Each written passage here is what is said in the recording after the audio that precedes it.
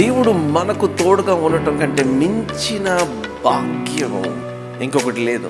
ఇదిగో యుగ సమాప్తి వరకు సదాకాలము నేను మీకు తోడుగా ఉన్నాను.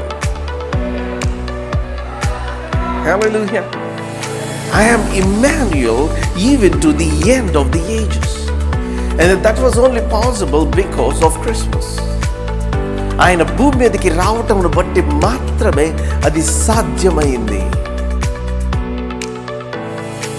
ఈ లోకానికి డాక్టర్ కావాలంటే డాక్టర్ని పంపించుండేవాడు, ఇంజనీర్ కావాలంటే ఇంజనీర్ని పంపించేవాడు, యాక్టర్ కావాలంటే యాక్టర్ని పంపించేవాడు, సైంటిస్ట్ కావాలంటే సైంటిస్ట్ని పంపించేవాడు. బట్ ఈ లోకానికి కావాల్సింది ఎవరు అంటే రక్షకుడు, Savior, the one that can save the world from sins.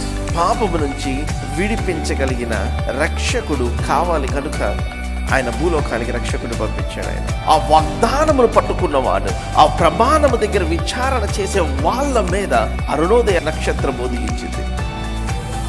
యెహోవా తోడుగా ఉంటే నీ అన్నదమ్ములందరూ నిన్ను త్రోసి వేసి తీసుకెళ్లి గోతిలో పడేసిన దేవుని యొక్క వాగ్దానం ఆయన నెరవేర్చుకుంటాడు. ఆయన నేను సింహాసనం ఎక్కిస్తాడంటే సింహాసనం ఎక్కిస్తాడు, నేను మహిమపరుస్తాడంటే మహిమపరుస్తాడు. ఆయన నీ జీవితంలో చేసిన ఏ వాగ్దానం అయినా సరే అది ఆపే శక్తి ఎవ్వరికి ఉండదు.